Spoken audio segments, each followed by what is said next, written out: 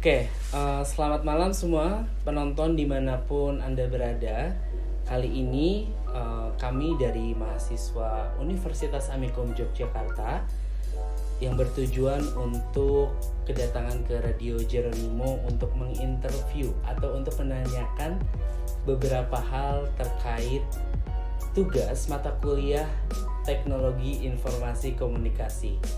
Nah, sebelumnya perkenalkan, saya Muhammad Fadil Mubarak dan di sebelah saya ada dengan Ibu siapa?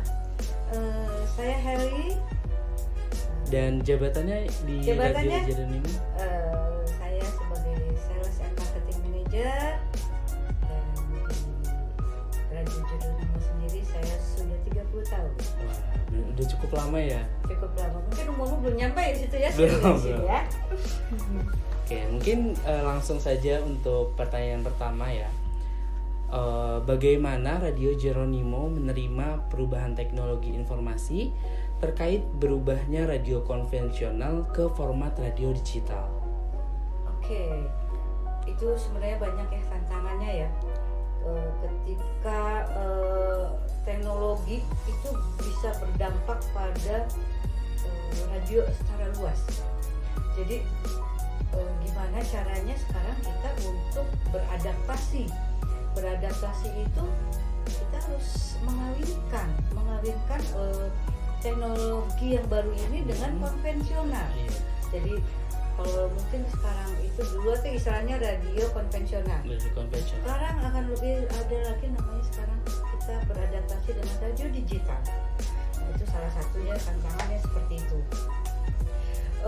Perubahan teknologi utama itu ya sebenarnya berdampak dari ada konektivitas internet, seluler yang sekarang dari mulai anak kecil aja mungkin umur udah mulai pegang gadget ya. Itu udah pegang gadget gitu. Ini tantangan gitu. Gimana caranya kita merangkul mereka yang menggunakan gadget dan satu lagi ya untuk itu tuh kan sebenarnya akses instan yang kapanpun dimanapun kita bisa buka. Betul, fleksibel. Bisa mengakses gitu kan. Nah, itu PR kita. Nah, gimana sekarang kita mengawinkan teknologi tersebut. Tantangannya seperti itu kan. Jadi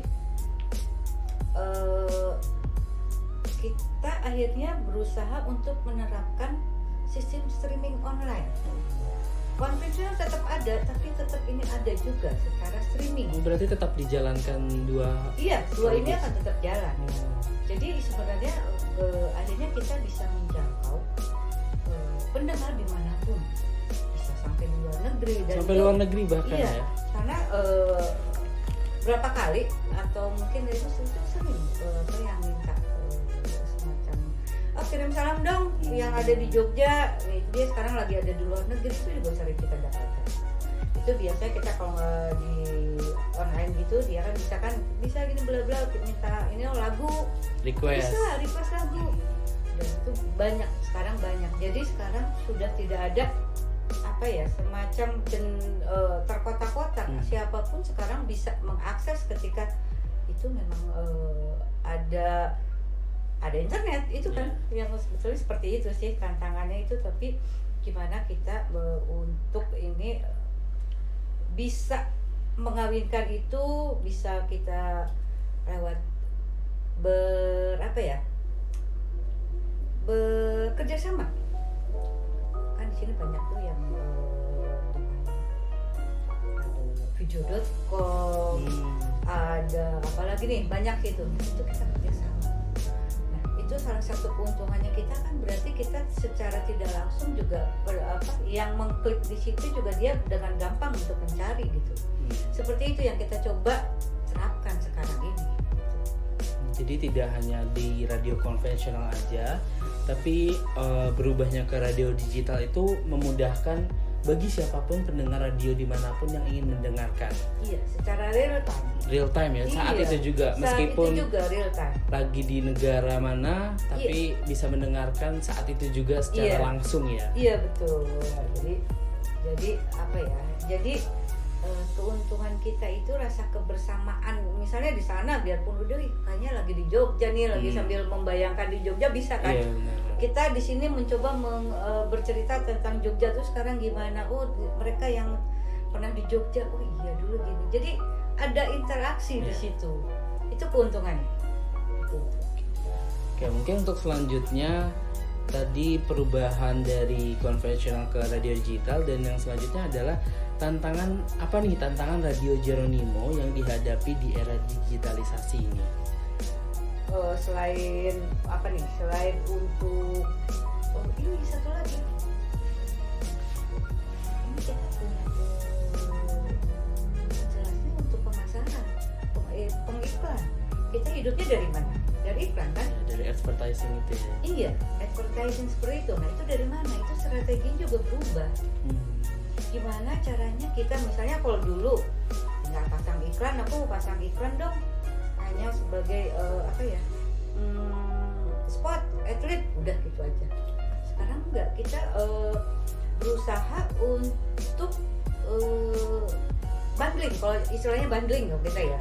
Oke, ketika akan beriklan di Jeronimo, kamu dapat apa aja gitu, prinsipal dapat apa aja. Prinsipal itu akan mendapat, atau brand atau merek itu apa. Selain ada spot atau atlet, bisa juga dia mendapatkan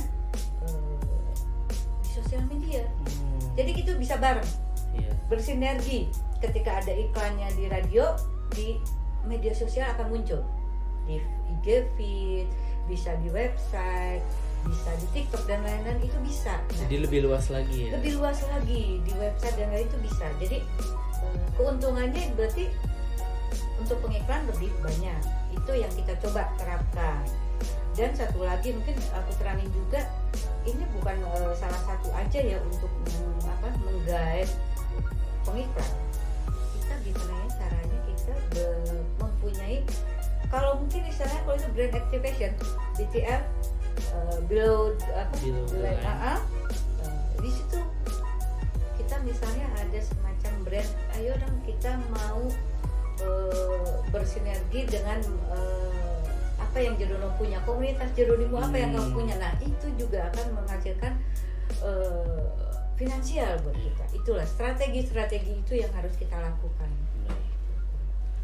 Untuk dengan adanya perubahan teknologi ini, apa konten atau unggahan yang ditawarkan Radio Jeronimo sesuai permintaan pasar?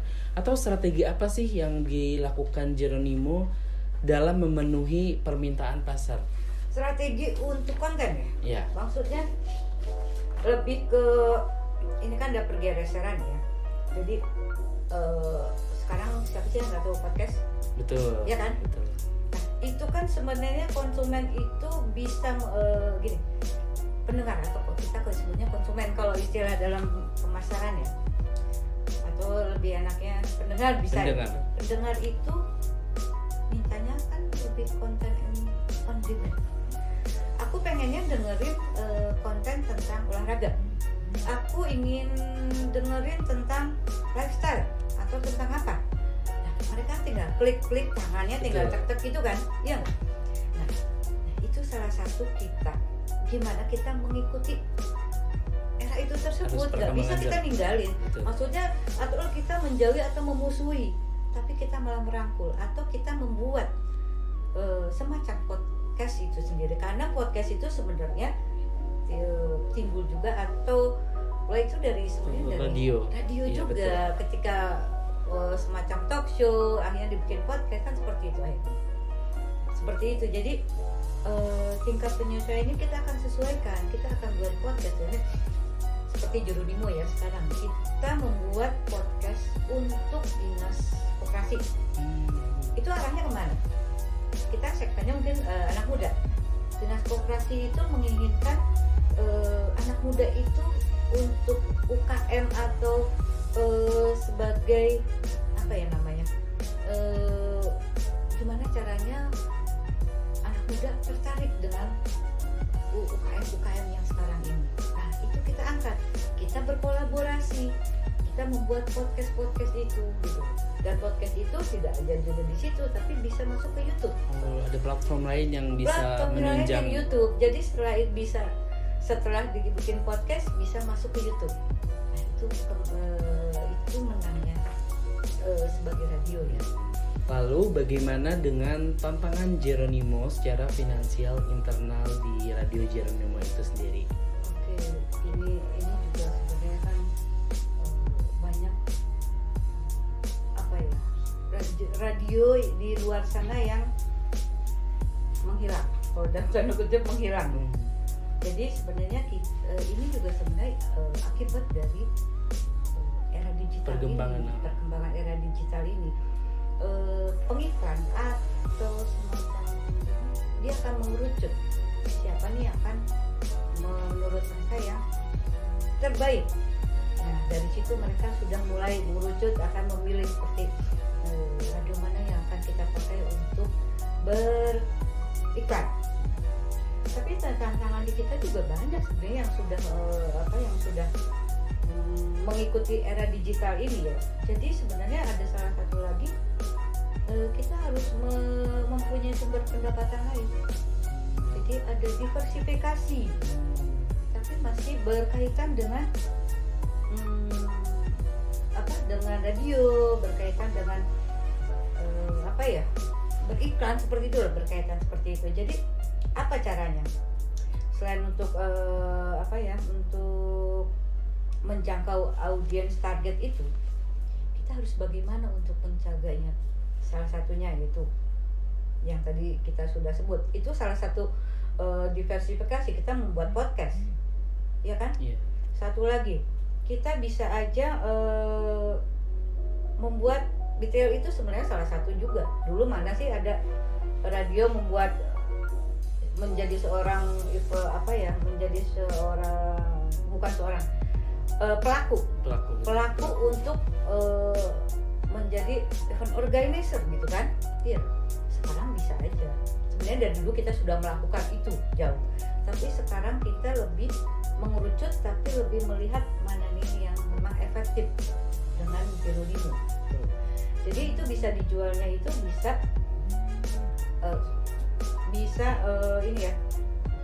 berkaitan. Misalnya bikin podcast kita bisa masukin bahwa dengerin dong di podcast kita di Jeronimo di mana melalui siaran.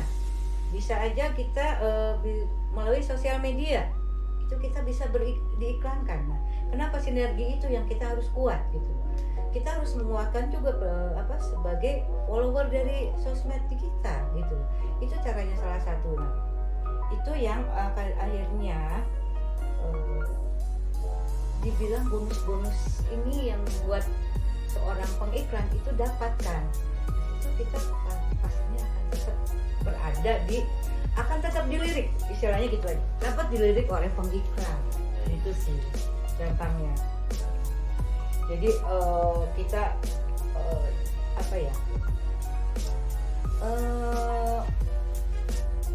kalau persaingan tetap ada. Ada, tapi gimana caranya kita bermitra, berkolaborasi, itu intinya di situ.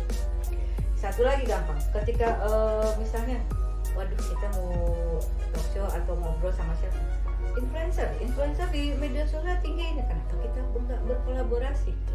Itu dapat duit dong. Terus sih ada feedbacknya juga. Ada feedback gitu, pendengar dapat lagi gitu yang baru dari influencer, ada apa yang itunya mereka, follower mereka, iya nggak? Terpengaruhi juga. Pengaruhnya banyak. Baik, mungkin untuk pertanyaan yang terakhir, apa nih kira-kira upaya Jeronimo untuk tetap kompetitif, atau bagaimana cara Jeronimo berinovasi di dunia digital saat ini? Sebenarnya kita harus tetap inovasi, harus terus adaptasi ke semua. Bukan hanya satu arah, tapi dua arah adaptasinya. Kita harus beradaptasi dengan itu, dan kita harus membenarkan SDM kita harus gimana? Ya harus yang melek teknologi juga dong. Penyiar nggak tahu apa, harus juga tahu seperti itu.